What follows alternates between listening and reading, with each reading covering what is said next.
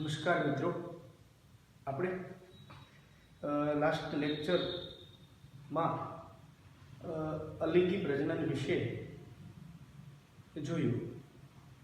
તેમાં આપણે દ્વિભાજન, કલિકા સર્જન, બીજાણુ નિર્માણ અને અવખંડન વિશે વાત કરી હતી. તો લાસ્ટ લેક્ચરમાં દ્વિભાજન અમીબાના એક્ઝામ્પલ દ્વારા સમજ્યા હતા.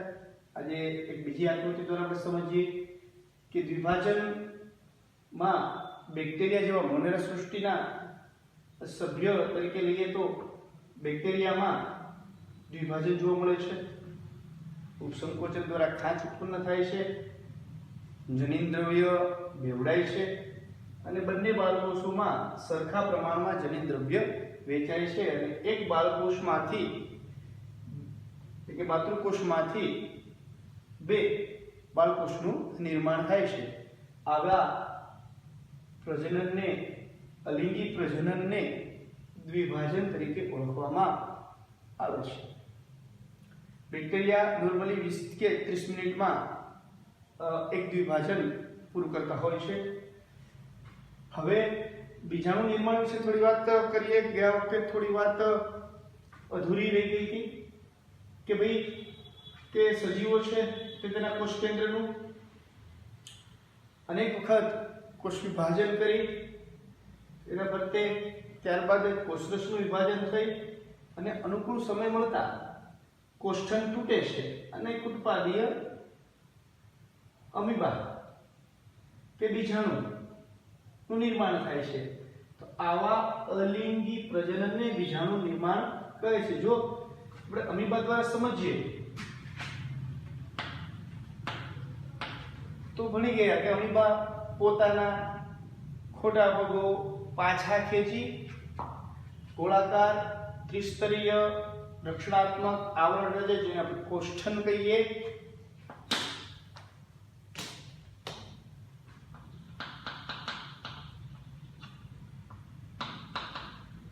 ત્યારબાદ કોષ કેન્દ્રોને એકવાર વિભાજન કરે અને કોષ્ઠન તૂટે, અસંખ્ય બીજાણુનું નિર્માણ થાય છે. બીજી એક વાત એ કરવાની હતી કે બીજાણુ નિર્માણ લીલ અને ફૂગમાં પણ જોવા મળે છે. બીજાણુ નિર્માણ લીલ અને ફૂગમાં જોઈ શકાય છે. પહેલા આપણે લીલની વાત કરીએ તો લીલ જ્યારે અલિંગી પ્રજનન દ્વારા બીજાણુ નિર્માણ કરી અને બીજાણુ સર્જે છે ત્યારે બે પ્રકારના બીજાણુ સર્જે છે, ચલ બીજાણુ અને અચલ બીજાણુ. તો લીલ અને ફૂગમાં બે પ્રકારના બીજાણુ જોવા મળે છે. જે અહીંયા લખીએ આપણે, એક બીજાણુ છે ચલિત બીજાણુ અને બીજા બીજાણુની વાત કરીએ તો અચલિત બીજાણુ.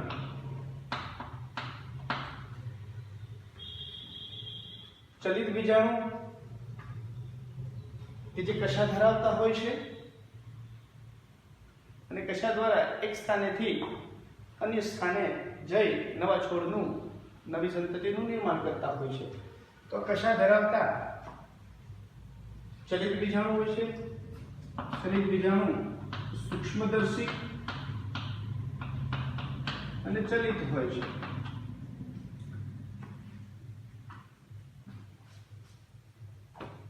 સોરી મિત્રો, ચલ બીજાણુ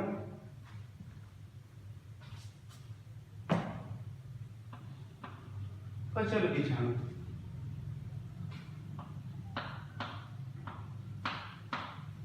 તો ચલ બીજાણુ સૂક્ષ્મદર્શી અને ચલિત હોય છે, જે લીલ અને ફૂગમાં જોવા મળતા હોય છે. લીલની અંદર આપણે બે ચલ બીજાણુ દર્શાવ્યા છે કે જે કશાધારી છે, એક ક્લામિડોમોનાસના છે અને બીજા યુલોથ્રિક્સના ચલ બીજાણુ છે જે કશાની મદદથી ચલિત હોય છે અને એક સ્થાનેથી બીજા સ્થાને જઈ નવી સંતતિનું સર્જન કરતા હોય છે. બીજી બીજાણુ સર્જનની વાત આપણે ફૂગ દ્વારા કરીએ તો પેનિસિલિયમ નામની ફૂગનું ચિત્ર આપ જોઈ શકો છો. પેનિસિલિયમ અલિંગી પ્રજનન કરે ત્યારે તેના કવકતંતુ કણી બીજાણુ ધાનીધર તરીકે વર્તે, તેના પર પ્રાંગણનું નિર્માણ થાય અને કણ બીજાણુનું નિર્માણ થાય છે, જેને આપણે કણી બીજાણુ તરીકે ઓળખીએ છીએ. આવા કણી બીજાણુ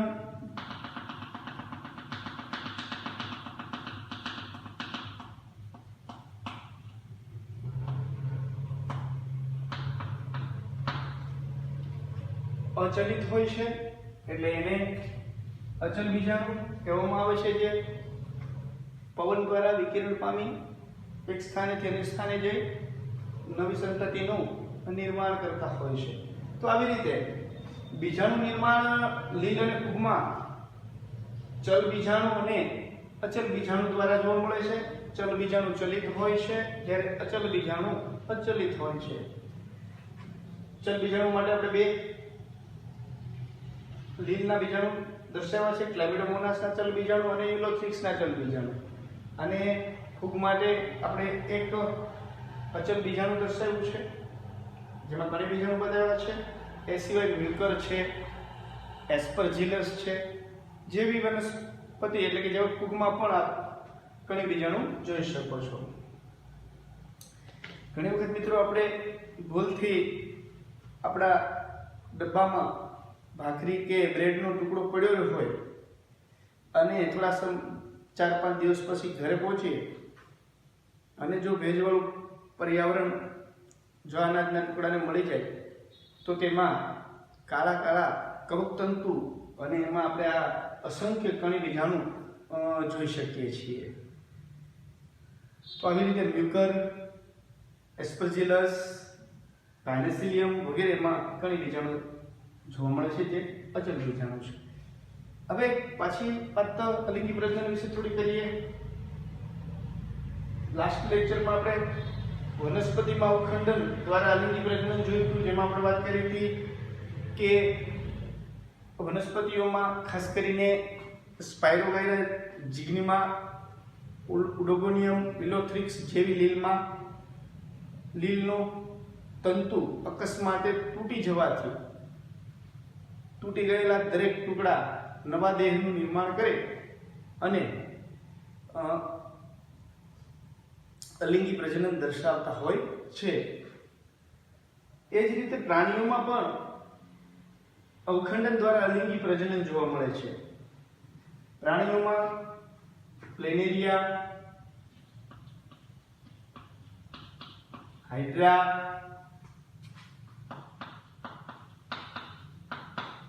માછલી અને અન્ય પ્રાણીઓમાં અવખંડન કે પુનઃસર્જન દ્વારા લિંગી પ્રજનન જોવા મળે છે.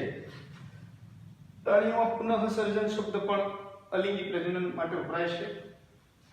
અવખંડનનો પર્યાય શબ્દ છે. અવખંડનમાં પ્લેનેરિયાના ઉદાહરણ દ્વારા આપણે જોઈએ. પ્લેનેરિયાનો દેહ છે, અકસ્માતે પ્લેનેરિયાના દેહના 3 ટુકડા થવાથી દરેક ટુકડો સમવિભાજન પામી અને સંપૂર્ણ દેહનું સર્જન કરે છે. દરેક ટુકડો સંપૂર્ણ દેહનું સર્જન કરે છે. દરેક ટુકડો સંપૂર્ણ દેહનું સર્જન કરે છે.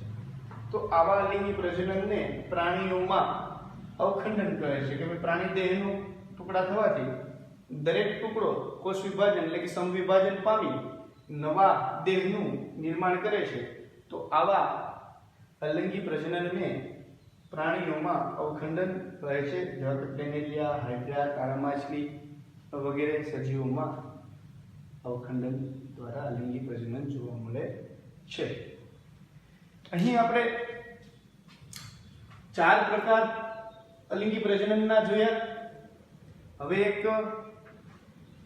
આગળનો પ્રકાર જે આપણે વાનસ્પતિક પ્રજનન તરીકે ઓળખીએ છીએ, થોડી એની વાત કરીએ.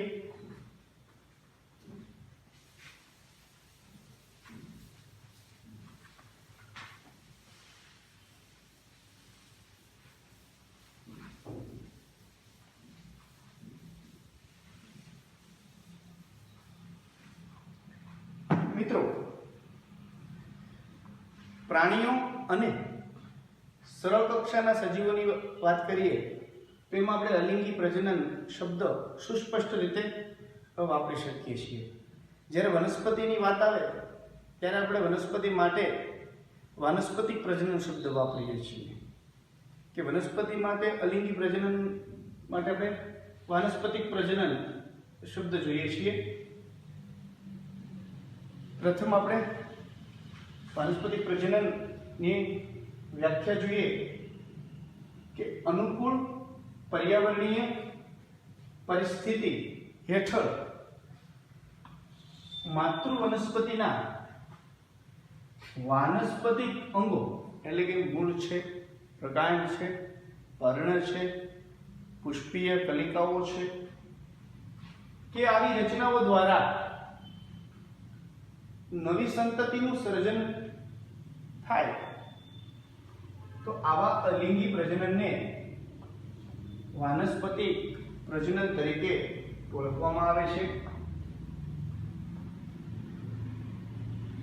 ફરીવાર, અનુકૂળ પર્યાવરણીય પરિસ્થિતિ હેઠળ માતૃ વનસ્પતિના વાનસ્પતિક અંગો કે રચના જેવી કે મૂળ, પ્રકાંડ, પર્ણ, ગાંઠા મૂળી,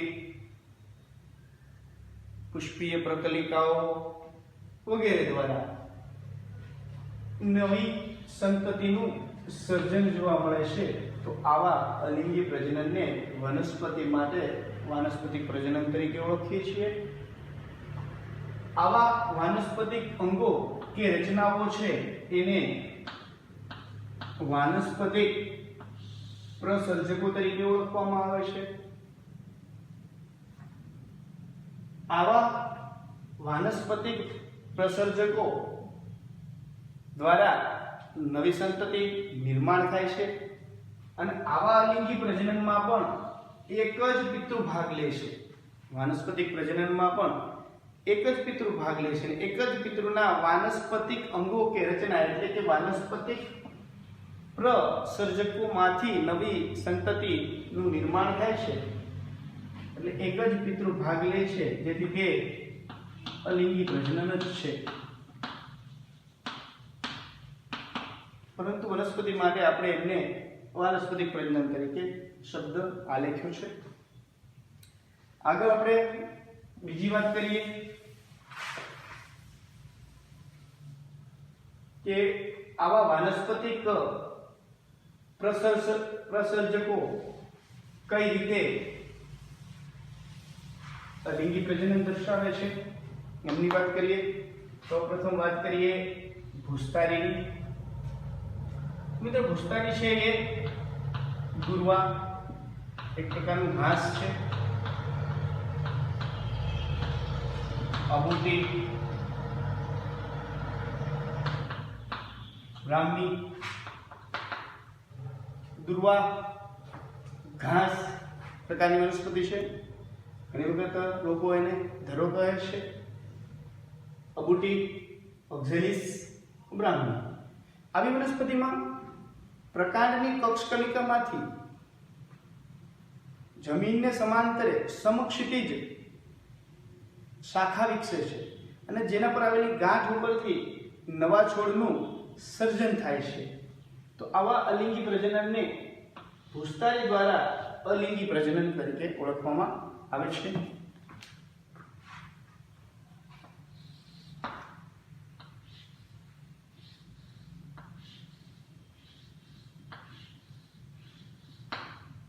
કક્ષકલિકામાંથી વિકસતી શાખા જ્યાં જમીનને સ્પર્શે એના પર ગાંઠ આંતરગાંઠ હોય છે.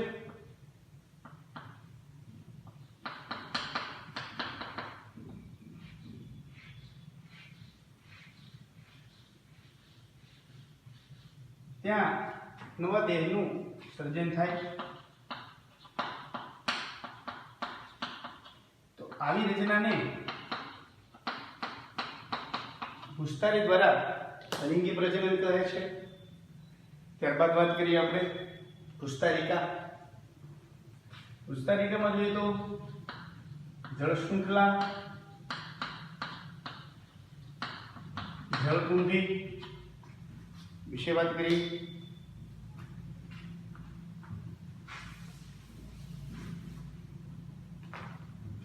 પુસ્તરિકા ખાસ કરીને જલીય વનસ્પતિઓમાં જોવા મળે છે, જેવી કે જળ શૃંખલા અને જળકુંભી. જળકુંભી આપ બધાએ જોઈ હશે. જળકુંભી એ સ્થગિત જળાશયોનું જલીય નિંદામણ છે. સ્થગિત એટલે કે બંધિયાર પાણી હોય, આવા પાણીને સ્થગિત પાણી કહેવાય.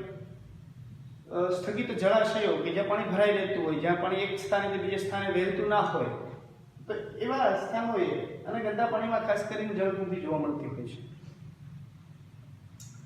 જળકુંભીનું વૈજ્ઞાનિક નામ આઇકોર્નિયા ક્રેસિપિસ. ખાસ કરીને અહીંયા આપણે જોઈએ તો અમરેલી થેબી પુલની નીચે જળકુંભી જોવા મળે છે. અને આ જળકુંભી પુસ્તરિકા દ્વારા અલિંગી પ્રજનન દર્શાવે છે.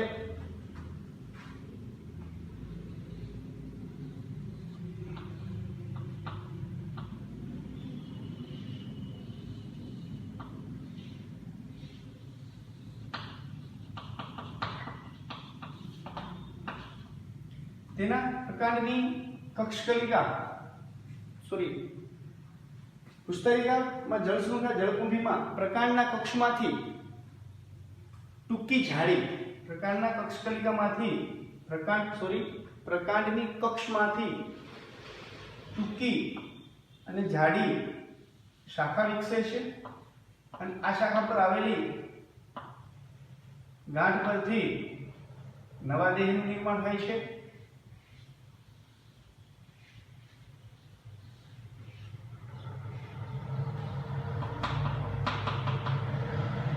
આવી રચનાને પુસ્તરિકા કહેવાય, જે ટૂંકી અને જાડી હોય છે.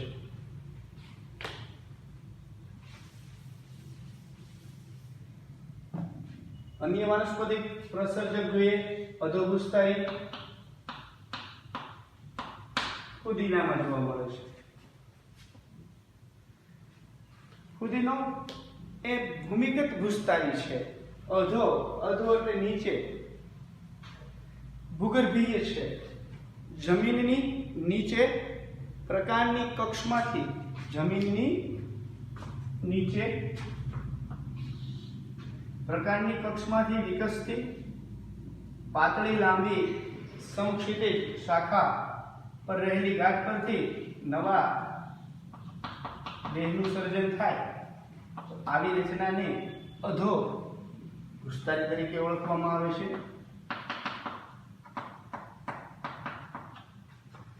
તો કે ભાઈ અધોપુષ્તરિકા એ જમીનની નીચે આવેલું ભૂગર્ભીય પ્રકાંડ છે.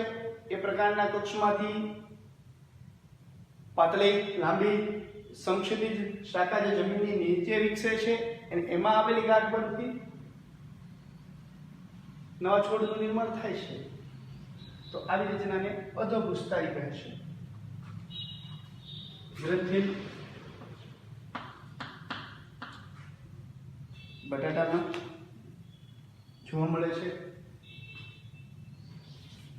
મિત્રો, આ ત્રણેય ઉપહવાય રૂપાંતર છે. જ્યારે આ ત્રણેય ભૂગર્ભીય રૂપાંતર છે. આ ત્રણેય વાનસ્પતિક પ્રસર્જકો જમીનની ઉપર જોવા મળે છે, જ્યારે ગ્રંથિલ ગાંઠામૂળિકાંગ એ જમીનની નીચે જોવા મળે છે. ગ્રંથિલ બટાટામાં પ્રકાંડની શાખાનો અગ્રભાગ ભૂગર્ભીય એટલે કે જમીનની નીચે ફૂલે છે, માંસલ બને છે, તેના પર સળગી પર્ણ અને ખાડા જેવી રચના જોવા મળે છે, જેને કક્ષમાં આવેલી કલિકા હોવાથી આપણે કક્ષ કલિકાને આંખ તરીકે ઓળખીએ છીએ. આપણે બટાટાની વાત કરીએ.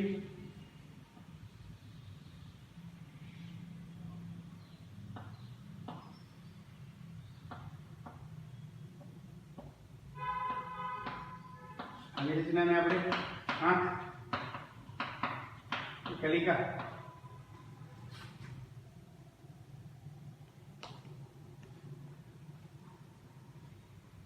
बटाटा प्रकांडनो उत्पन्न थती शाखानो अग्रभाग फूली प्रकांड मांसल दळदार बने छे, जेना पर खाड़ा जेवी रचना होय छे, जेने આપણે આંખમાં આવેલી કલિકાઓ એ વિકાસ પામી અંકુરિત થઈ નવા દેહનું નિર્માણ કરે છે.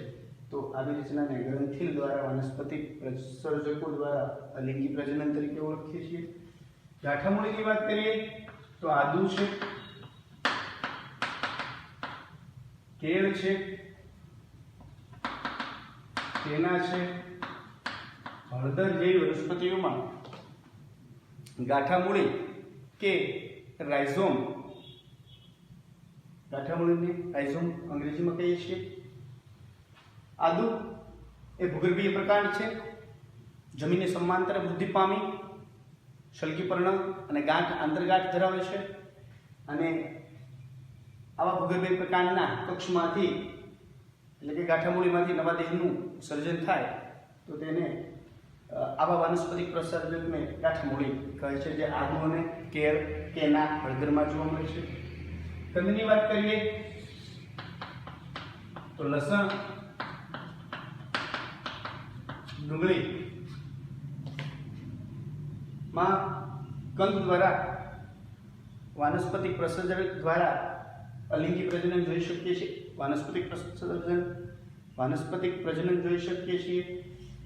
લસણ અને ડુંગળીમાં પ્રકાંડ તકતી આકારનું જોવા મળે છે, જેના ફરતે માંસલ, દળદાર, ભરાવદાર પર્ણ ખોરાક સંગ્રહ કરે છે. તલ પ્રદેશ પરથી અસંખ્ય મૂળ ઉત્પન્ન થાય છે. તો આવા તકતી જેવી રચનામાંથી એટલે કે કંદમાંથી પાછા નવા દેહનું સર્જન થાય છે. તો લસણ અને ડુંગળીમાં કંદ વાનસ્પતિક પ્રસર્જક દ્વારા લિંગી પ્રજનન મિત્રો જોવા મળે છે. હવે વાત કરીએ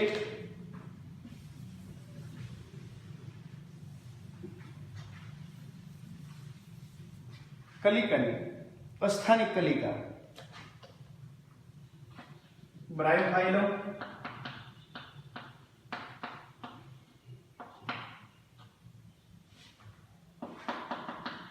પાનફૂટી અને બ્રાયોફાઇલમ તરીકે ઓળખીએ છીએ. પાનફૂટીમાં પર્ણોની કિનારીએ આવેલી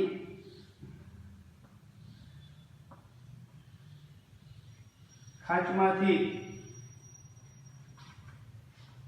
અસ્થાનિક કલિકાઓ વિકસે છે. પર્ણની કિનારીએ આવેલી ખાંચ કે કક્ષમાંથી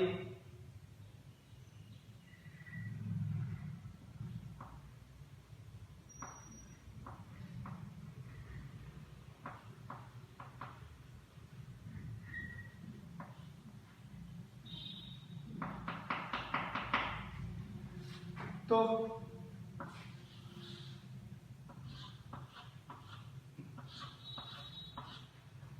પાનફૂટીમાં પર્ણની કિનારીએ આવેલી ખાંચો કે કક્ષમાંથી કક્ષ કલિકાનું નિર્માણ થતું હોય છે. આવી કલિકાઓ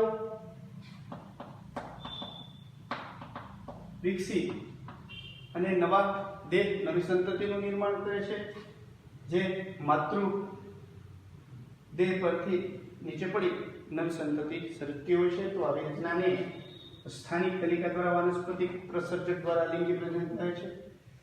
હવે વાત કરીએ પ્રકલિકાની.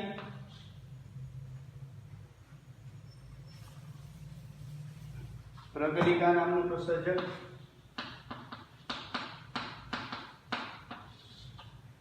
પ્રકલિકાની વાત કરીએ. પ્રકલિકા એક કક્ષીય પ્રકલિકા અને પુષ્પીય પ્રકલિકા એમ બે જોવા મળે છે.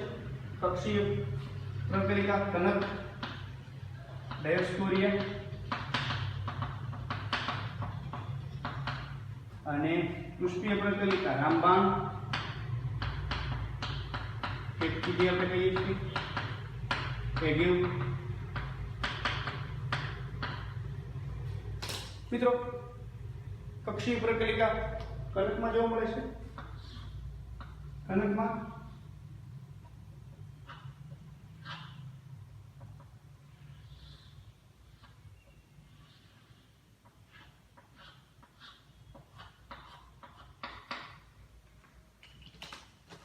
કક્ષીય ભાગ, કક્ષીય કલિકા ખોરાકનો સંગ્રહ કરી માંસલ દળદાર બને છે. નાભિક કલિકા ખરે છે.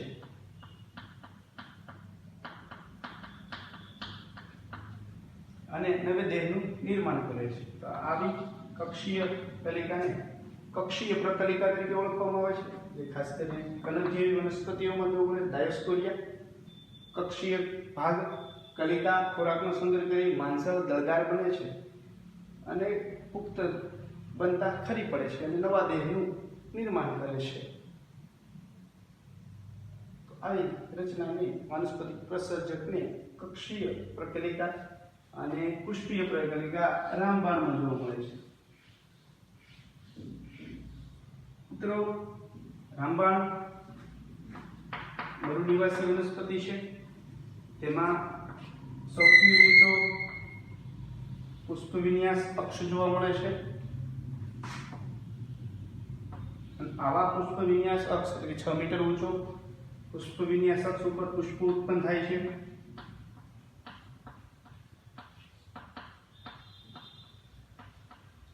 આ પુષ્પોમાં જ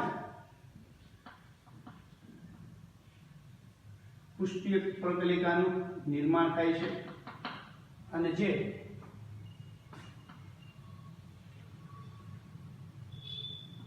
અનુકૂળ પુખ્ત બની જમીન પર ખરે છે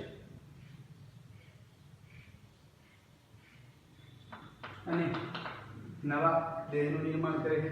આવી રચનાને પુષ્પીય પ્રકલિકા દ્વારા વાનસ્પતિક પ્રજનન તરીકે ઓળખવામાં આવે છે. યજ્ઞ, રામબાણ. તો મિત્રો, આ વાત કરીએ આપણે વનસ્પતિમાં અલિંગી પ્રજનન. વનસ્પતિ માટે આપણે વાનસ્પતિક પ્રજનન વાપરીએ છીએ. વિવિધ પ્રકારના વાનસ્પતિક પ્રસર્જકો દ્વારા અલિંગી પ્રજનન જોવા મળે છે. ભૂસ્તારી, ભૂસ્તારિકા, અધોભૂસ્તારી, ગ્રંથિ, ગાંઠામૂળ, કંદ, કલિકા અને પ્રકલિકા દ્વારા. આગળ વધીએ તો અહીં અલિંગી પ્રજનન વિશે આપણે વાત પૂરી કરીએ છીએ અને આગળના સેશન તરફ જઈએ છીએ.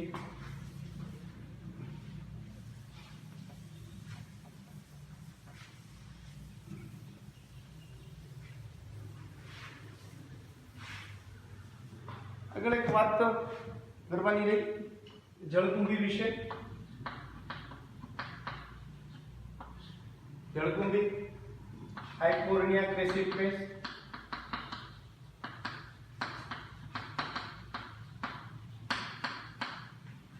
મિત્રો, આ વનસ્પતિની વાત કરીએ તો આ વનસ્પતિ અતિક્રમણ ફેલાવે છે.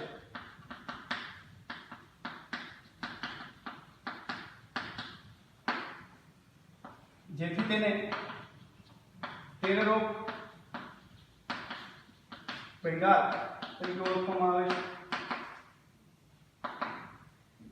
જળકુંભી એ ભૂસ્તરિકા દ્વારા વાનસ્પતિક પ્રજનન કરી અને